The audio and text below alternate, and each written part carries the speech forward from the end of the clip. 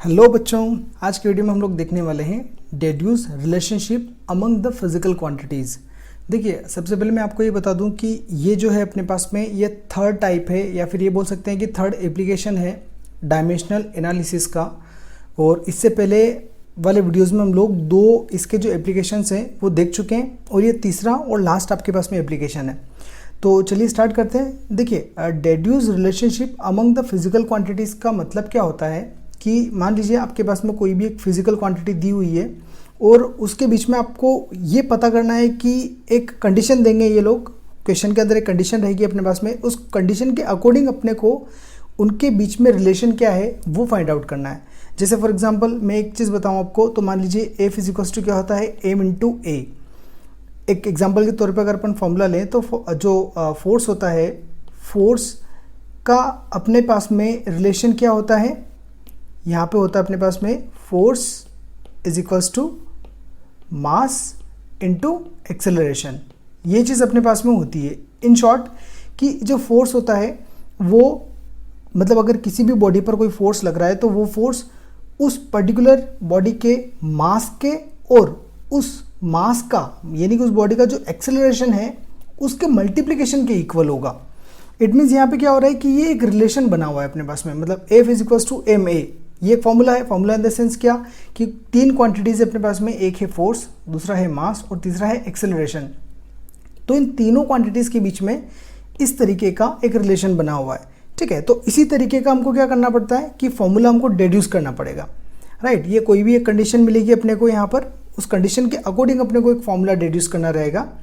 तो हम इसको एग्जाम्पल से और कुछ न्यूमेरिकल से समझने की कोशिश करेंगे। ऑलराइट, तो चलिए सबसे पहला एग्जाम्पल देखते हैं इसका। जैसे मान लीजिए आपके पास में यहाँ पे एक एग्जाम्पल 1 दे रखा है कि let us derive an expression for the centripetal force F acting on a particle of mass m moving with velocity v in a circle of radius r। देखिए, ये आपको कंडीशन दे रखी है। इस कंडीशन के अकॉर्डिंग आपको इन तीनों जो क्वांटिटीज़ हैं m, v और r, ये तीनों इस f के ऊपर किस तरीके से डिपेंड कर रही है और इनके बीच में रिलेशन क्या है वो आपको इसके अंदर निकालना है। ठीक है, तो देखिए मैं आपको इसको मेथड वाइज बताऊंगा, तो आपको इसको मेथड वाइज ही याद रखना है कि आपको फर्स्ट स्टेप में क्या, सेकंड स्टेप में क्या, इस तरीके से क्या क्या आगे करना रहेगा। तो देखिए, सबसे पहले यहाँ पे जो क्वेश्चन है उसमें इन्होंने क्या बोला हुआ है कि जो फोर्स है एफ वो क्या कर रहा है, मास के ऊपर लग रहा है। इन द सेंस कि आपको क्या करना है, जो फोर्स है एक्ट हो रहा है वो मास m के ऊपर, मूविंग विथ वेलोसिटी v। अब ये कौन मूव कर रहा है, ये जो मास है m मास v वेलोसिटी से मूव कर रहा है। और कहाँ पे मूव कर रहा है, एक सर्कल के अंदर, जिस सर्कल का रेडियस है r। करेक्ट, ये पूरी इन्होंने सिचुएशन दे रखी है।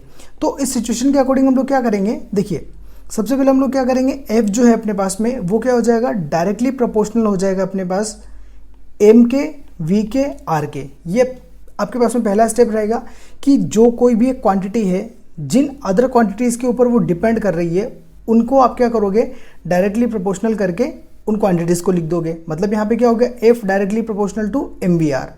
अब क्या करेंगे कि जब अपने को पता है कि जब प्रोपोर्शनलिटी का सिंबल हटाते हैं तो एक कॉन्स्टेंट लग जाता है। यहाँ पे हम लोग वो जो कॉन्स्टेंट है उसको मान लेंगे K। करेक्ट, MVR ऐसा कैसा रहेगा, प्रोपोर्शनलिटी का सिंबल हटा के हम लोगों ने कांस्टेंट लगा दिया K, और बाकी आपके पास में जो क्वांटिटीज़ हैं वो एज इट इज़ रहेगी। अब एक चीज़ आपको यहाँ पे ध्यान रखनी है कि यहाँ पे MVR जो आपने लिखा है, इन MVR की आपको पावर लिखनी है A, B और C। करेक्ट, तो यहाँ पर भी पावर क्या आ जाएगी, A, B और C। यानी कि जो कोई पर्टिकुलर क्वांटिटी है उस क्वांटिटी की पावर आपको A, फिर दूसरी वाली क्वांटिटी की पावर B, फिर तीसरी वाली क्वांटिटी की पावर C। ठीक है, और वही एज इट इज आपके नीचे तक डिराइव होंगी। अब देखिए आगे वाला स्टेप में अपने को क्या करना है कि जो K होता है ये आपके पास में कांस्टेंट है। कांस्टेंट मतलब जिसका कोई डायमेंशन नहीं होता। कभी भी ध्यान रखिएगा, कोई भी अगर कांस्टेंट है तो उसका कोई डायमेंशन नहीं होता। ठीक है, अब आपको यहाँ पे क्या करना है कि दो आपके पास में साइड्स हो गई, एक हो गई LHS, एक हो गई RHS।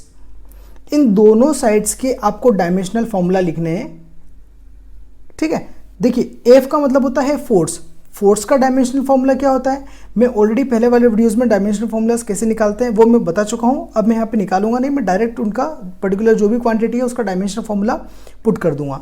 तो देखिए एफ जो है अपने पास में, एफ का डायमेंशनल फॉर्मूला अपने पास होता है ml(t⁻²). ये अपने पास में एफ का डायमेंशनल फॉर्मूला होता है। ओके, अब इक्वल टू है तो इक्वल टू के क्या है, के डायमेंशनल कांस्टेंट है, डायमेंशन लेस कांस्टेंट है जिसका कोई डायमेंशन नहीं होता, तो यहाँ पे अपन क्या करेंगे, के को हटा देंगे। ठीक है, उसके बाद में कौन सी क्वांटिटी अपने पास में, एम का मतलब क्या होता है, मास। मास का डायमेंशनल फॉर्मूला क्या होता है अपने पास में, कैपिटल एम, है ना। उसके बाद इसकी जो पावर है वो आपको एज इट इज लिखनी है, पावर के अंदर कोई छेड़छाड़ नहीं करनी है। देन वी का मतलब होता है वेलोसिटी। तो वेलोसिटी का जो डायमेंशनल फॉर्मूला होता है वो होता है अपने पास में L(t⁻⁻1). ओके, और पावर कितनी है इसकी, b, तो यहाँ पे अपन b लगा देंगे। ऑलराइट, उसके बाद में है r का मतलब होता है radius. Radius in the sense एक तरीके का लेंथ ही हो गया, तो उसका जो पावर है लेंथ हो गया, तो उसका जो डायमेंशनल फॉर्मूला होता है वो होता है l, और इसका जो पावर है वो आपके पास में क्या हो जाएगा, c, एज इट इज रहेगा। करेक्ट। अब देखिए आपको अब यहाँ पे इनको कुल मिला के सॉल्व करना है। सॉल्व करके आपको a, b और c इन तीनों की वैल्यूज लेकर आनी है। तो यहाँ पे हम पहले क्या करते हैं कि इसको सॉल्व कर लेते हैं। ml(t⁻²) LHS को हम लोग ऐसा कैसा रखेंगे, RHS में देखिए इसको अपन ऐसे नहीं लिखेंगे, स्क्वायर ब्रैकेट के बाद इसका पावर आ जाएगा a। उसके बाद यहाँ पे देखिए L(t⁻⁻1) है और उसकी होल पावर कितनी है, b। होल पावर का मतलब क्या होता है कि ये जो होल पावर है ये L के ऊपर भी है और T के ऊपर भी है। तो यहाँ पे अपन क्या करेंगे, L की पावर b और T की पावर -b कर देंगे, है ना। ये इस तरीके से लगता है जैसे मान लीजिए x की पावर a और इसकी होल पावर b। तो यहाँ पे अपन क्या करते हैं, x की पावर a इंटू b करते हैं। तो यहाँ पर भी क्या होगा, इस पर्टिकुलर पावर का इन दोनों क्वांटिटीज में मल्टीप्लाई हो जाएगा, l के अंदर भी और t की पावर के अंदर भी मल्टीप्लाई हो जाएगा। ठीक है, उसके बाद में l जो है ये वाला, ये एज इट इज रहेगा, इसकी पावर कितनी है, c, तो ऐसी कैसी रहेगी। अब आपको क्या करना है, इसको फर्दर सॉल्व करना है, और वो कैसे करेंगे, देखिए ml(t⁻²) as it is, right hand side पे हम इसको ये वाला ऐसा कैसा रखेंगे। उसके बाद में यहाँ पे देखिए l की पावर b और यहाँ पर कितनी है, l की पावर c, दोनों मिला के क्या हो जाएगा, सॉरी यहाँ इक्वल टू नहीं आएगा, l की पावर b प्लस c हो जाएगा। क्योंकि क्या होता है कि जब भी कोई सेम बेस होता है और उनकी पावर आपके पास में डिफरेंट होती है, तो जो पावर्स होती है वो प्लस हो जाती है। तो यहाँ पे क्या हो जाएगा, l की पावर b प्लस c, और फिर अगले वाले ब्रैकेट में आप कर दीजिए t की पावर -b। ओके, अब यहाँ पे आपको क्या करना है, इन पावर्स को इक्विवेलेट करना है। जैसे देखिए यहाँ पे m की पावर कितनी है 1, l की पावर कितनी है 1, LHS में m की पावर 1, l की पावर 1 और t की पावर -2 है। अब इस तरफ m की पावर कितनी है a, l की पावर कितनी है b प्लस c और t की पावर कितनी है -b। आप अगर राइट हैंड साइड जो है ये वाला इसको चाहें तो एक ही ब्रैकेट में भी लिख सकते हैं। एक ही ब्रैकेट में कैसे, यहाँ जैसे देखिए ये LHS हो गया और RHS में क्या करेंगे, m की पावर a, l की पावर b प्लस c और t की पावर -b। ओके, अब उसके बाद में आप अगर देखिए यहाँ पे a है तो a की पावर मतलब m की पावर कितनी है a और इधर m की पावर कितनी है 1, तो a इक्वल टू क्या हो जाएगा 1। आपको दोनों साइड्स का, LHS का और RHS का पावर जो है उनको आपको इक्विवेलेट करना है। ठीक है, मतलब उनको बेस सेम है इसलिए अपन क्या करेंगे, पावर को इक्वल कर देंगे।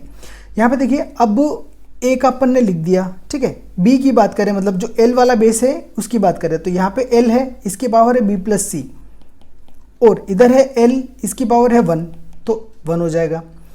उसके बाद में फिर t की पावर यहाँ पे है -b और इधर t की पावर है -2, तो यहाँ पे क्या करेंगे, -b इक्वल टू हो जाएगा आपका -2। करेक्ट। तो देखिए यहाँ पे अगर अपन देखें तो a की वैल्यू तो मिल गई अपने को 1, और ये जो थर्ड वाला है मतलब -b इक्वल टू -2 है, तो माइनस से माइनस कटेगा तो b की वैल्यू आ जाएगी आपके पास में यहाँ पे 2। अब देखिए ये वाली जो बीच वाला है पोर्शन, यहाँ पे b प्लस c इक्वल टू 1 जो है, इसके अंदर अपन क्या करेंगे कि जो b की वैल्यू है 2, वो अगर यहाँ पे पुट कर दोगे तो क्या हो जाएगा, 2 प्लस c इक्वल टू 1, तो c इक्वल टू क्या हो जाएगा 1 -2, ये उधर जाएगा तो क्या बचेगा, फाइनली c इक्वल टू क्या आ जाएगा आपका -1 आ जाएगा। तो अपने पास में a, b और c की जो है वैल्यूज आ गई। a की वैल्यू आई 1, बी की वैल्यू अपने पास में आई 2 और सी की जो वैल्यू आई वो अपने पास में आई -1। ओके, अब आपको यहाँ इनको क्या करना है कि ये जो ऊपर सबसे पहले अपन ने कंडीशन लिखी थी, ये वाली कंडीशन कि f is equals to k m की पावर a v की पावर b r की पावर c, इस इक्वेशन में जो इक्वेशन थी अपने पास में f is equals to m की पावर a v की पावर b और r की पावर c, और यहाँ पे था अपने पास में कांस्टेंट k।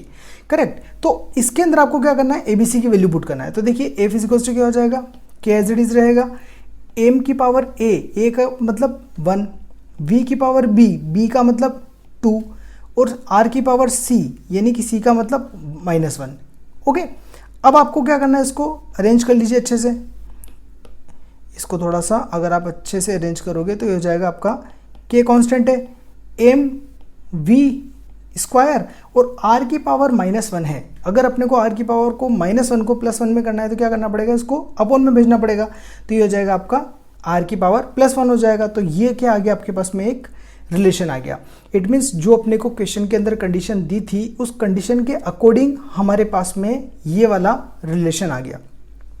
ऑलराइट, तो इस तरीके से अपने पास में कोई भी क्वेश्चन हो सकता है। ये एक जनरल एग्जांपल था छोटा सा।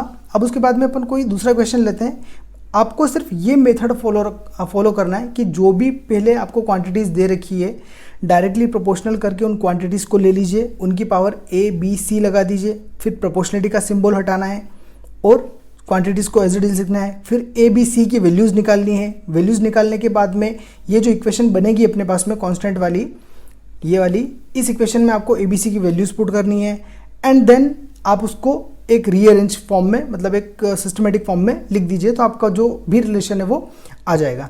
ठीक है, अब यहाँ पे देखिए ये जो k कांस्टेंट आया अपने पास में, इस कांस्टेंट की अपने को वैल्यू नहीं पता। ठीक है, ये बाय एक्सपेरिमेंट्स वगैरह से फाइंड आउट की जाती है। तो अपने को सिर्फ यहीं तक इस क्वेश्चन को छोड़ना है। अब जैसे अगला क्वेश्चन अगर अपन देखें तो देखिए क्वेश्चन नंबर 2 है अपने पास में, एग्जाम्पल नंबर 2 कि कंसिडर अ सिंपल पेंडुलम। हमको कोई भी एक सिंपल पेंडुलम कंसिडर करना है, having a bob attached to a string, जिसमें एक बॉब लगा हुआ है और वो एक स्ट्रिंग से अटैच्ड है, that oscillates under the action of force of gravity, और ऑसिलेट कर रहा है ग्रेविटी के फोर्स के कारण। Suppose that the period of oscillations of the simple pendulum depends on, जो सिंपल पेंडुलम का ऑसिलेशन है ना, पीरियड, ध्यान रखिएगा जो पीरियड है ऑसिलेशन का, पीरियड मतलब टाइम, वो डिपेंड कर रहा है पहला मास के ऊपर। इन्होंने बोला है पीरियड ऑफ ऑसिलेशन यानी कि जो टाइम है वो आपका डिपेंड कर रहा है किसके ऊपर, पहला मास के ऊपर, mass of the Bob. Second, length L of the pendulum, मतलब उसकी जो लेंथ है पेंडुलम की उसके ऊपर डिपेंड कर रहा है। और तीसरा, एक्सेलरेशन ड्यू टू ग्रेविटी यानी कि स्मॉल जी, उसके ऊपर डिपेंड कर रहा है। ठीक है, अब इसने क्या पूछा है कि derive the expression for time period using method of dimensions या फिर डायमेंशनल एनालिसिस, एक ही बात है। तो यहां पे अपने को क्या करना है कि क्या चीज डिपेंड कर रही है, डिपेंड कर रहा है टाइम पीरियड। करेक्ट, किन किन चीजों के ऊपर, तो प्रोपोर्शनलिटी का सिंबल लगा देंगे। m की पावर a है ना, मास है, मास के ऊपर डिपेंड कर रहा है तो m की पावर a। दूसरा क्या है, लेंथ, लेंथ यानी कि l की पावर b। और तीसरी क्वांटिटी कौन सी है, g यानी कि g की पावर c। ये हो गया अपना पहला स्टेप। अब क्या करेंगे, प्रोपोर्शनलिटी का सिंबल हटाएंगे तो कांस्टेंट को इंट्रोड्यूस करना पड़ेगा k, यहाँ हो जाएगा m की पावर a, l की पावर b और g की पावर c। करेक्ट, इसको आप चाहे तो इक्वेशन फर्स्ट दे दो ताकि बाद में आपको याद रहेगा। अब आपको क्या करना है, LHS और RHS में आपको MLT लिखना है, मतलब इनके जो डायमेंशनल फॉर्मूलेज हैं वो लिखना है। टाइम पीरियड जो होता है उसका अपने पास में डायमेंशनल फॉर्मूला होता है T। ओके, के एक डायमेंशनल कांस्टेंट है, I mean dimensional less constant है, तो इसका कोई नहीं होता। m का होता है मास यानी कि कैपिटल M। उसके बाद में l जो कि है आपके पास में लेंथ, लेंथ का क्या होता है अपने पास में, कैपिटल L। उसके बाद में g का मतलब होता है ग्रेविटी यानी कि एक तरीके से एक्सेलरेशन हो गया, तो इसका होता है अपने पास में LT की पावर -2। अब देखिए m की पावर a थी तो यहाँ पावर लगा दी, l की पावर b थी तो यहाँ लगा दी, और c पावर थी g की तो यहाँ पे अपन लगा दी। अब इसको अपन सॉल्व करेंगे तो ये हो जाएगा आपका m की पावर a, l की पावर यहाँ पर b है और यहाँ पर कितनी है, ये पावर इसमें मल्टीप्लाई में आ जाएगी तो l की पावर c और l की पावर b, ये दोनों मिला के हो जाएगा l की पावर b प्लस c। मैं इसको डायरेक्ट कर रहा हूँ क्योंकि मैंने पिछले वाले क्वेश्चन में आपको डिटेल में समझा दिया था। ठीक है, अब यहाँ पे क्या हो जाएगा, ये टी की पावर -2 है और ये सी है, तो यहाँ पे हो जाएगा टी की पावर -2c, ये आपका आ गया। अब आपको यहाँ पे क्या करना है, इन पावर्स को इक्विलेट करना है। तो देखिए m की पावर यहाँ पर a है, LHS में आपके पास में m है क्या, यहाँ पर नहीं है, तो हम क्या करेंगे a इक्वल टू कर देंगे 0, करेक्ट। अब यहाँ पे अपने पास में l की पावर है b+c, इधर आपके पास में LHS में l है क्या, नहीं है, तो हम पावर कर देंगे 0, करेक्ट। उसके बाद में t की पावर है -2c, LHS में अपने पास में t है क्या, हाँ है, और t की पावर कितनी यहाँ पर है 1, तो यहाँ पे अपन क्या करेंगे -2c इक्वल टू कर देंगे 1। तो देखिए यहां से अगर अपन c की वैल्यू निकालें तो c की वैल्यू आ जाएगी आपकी -1/2, करेक्ट। और अगर आप इस इक्वेशन में हम c की वैल्यू पुट कर दें तो क्या हो जाएगा -1/2 इक्वल टू 0, तो यहां से आपको b की वैल्यू मिल जाएगी 1/2, करेक्ट। यानी कि b की वैल्यू अपन यहां लिख देंगे 1/2। ये आपके पास में तीनों वैल्यूज आ गई, a की पावर आ गया, a की जो वैल्यू है वो आ गई अपने पास में 0, b की वैल्यू आ गई 1/2 और c की वैल्यू आ गई -1/2। अब इन वैल्यूज को अपन क्या करेंगे, जो इक्वेशन फर्स्ट थी, कौन सी थी अपने पास में equation first, that is t is equals to m की पावर a, l की पावर b और g की पावर c, इसके अंदर पुट कर देंगे। तो देखिए t is equals to m as it is, a की जगह पे कितना पुट करेंगे 0, करेक्ट। l की पावर b, b की जगह कितना पुट करना है हाफ, तो हाफ लगा दिया। g की पावर c यानी कि -½ ओके, और k कांस्टेंट अपना था तो यहाँ पे अपन ने k कांस्टेंट लगा दिया। अब यहाँ पे अपने को क्या करना है कि इनको अरेंज करना है। अरेंज कैसे, देखिए k as it is m की पावर 0 जिसका कोई महत्व नहीं है, m की पावर 0 का जो वैल्यू होती है वो होती है 1, ठीक है, तो ये हट जाएगा। l की पावर हाफ, इसका मतलब होता है √l, जब भी किसी नंबर की पावर हाफ लगी हो तो आप उसको हाफ को हटाकर √l लगा सकते हो, √, लगा सकते हो, ठीक है।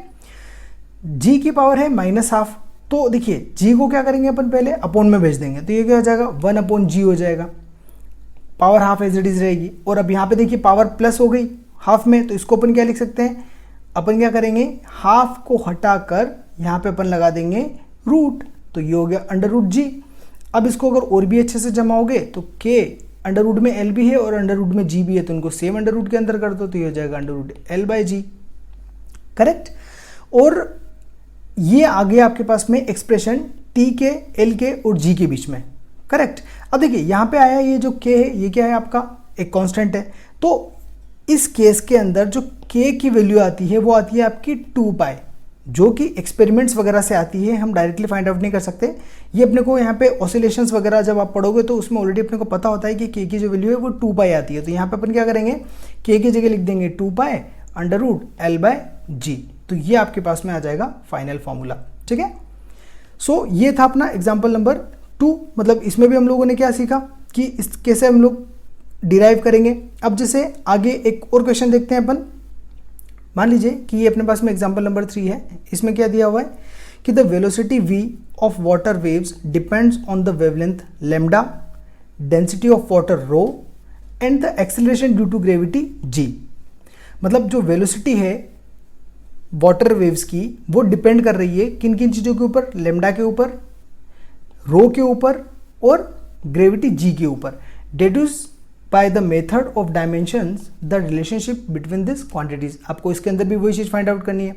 तो हमारा क्या सबसे पहले स्टेप क्या रहेगा, कौन डिपेंड कर रहा है भाई, वेलोसिटी डिपेंड कर रहा है, v किसके ऊपर डिपेंड कर रहा है, तो प्रोपोर्शनलिटी का सिंबल हटा देंगे, और किन किन चीज़ों को, लैम्डा है तो लैम्डा की पावर a हो जाएगा।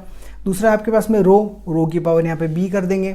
तीसरा आपके पास में g, तो g की पावर यहाँ c कर देंगे। उसके बाद में हो जाएगा v is equals to constant लगा देंगे k, लैम्डा की पावर a, रो की पावर b और g की पावर c। अब इनका डायमेंशंस लिखेंगे तो v का डायमेंशन होता है lt की पावर -1, k डायमेंशनलेस कांस्टेंट है, इसका कोई महत्व नहीं है। लैम्डा जो होता है, लैम्डा का मतलब होता है लेंथ, एक तरीके से वेवलेंथ जो होती है वो लेंथ ही होता है, तो लेंथ का क्या हो जाएगा l की पावर a। उसके बाद में रो होता है डेंसिटी, और डेंसिटी का जो mlt आता है अपने पास में वो आता है आपका ml की पावर -3। और इसकी होल पावर क्या हो जाएगी b, ठीक है। और उसके बाद में g का मतलब होता है gravitational I mean acceleration due to gravity, तो जिसका हो जाएगा l t की पावर -2 और इसकी पावर है c, करेक्ट। अब इसको आपको क्या करना है, थोड़ा सा जमा लीजिए, l की पावर a, यहाँ पे हो जाएगा आपका m की पावर b, t नहीं है यहाँ पर, ये आपका l की पावर -3b और अगले वाले में ब्रैकेट में हो जाएगा l की पावर c और यहाँ पे t की पावर -2c। अब देखिए, अब इसको एक ही ब्रैकेट में अगर अपन करते हैं तो यहाँ पे m की बात करें तो m सिर्फ एक ही बार है, तो हम यहाँ कर देते हैं m की पावर b।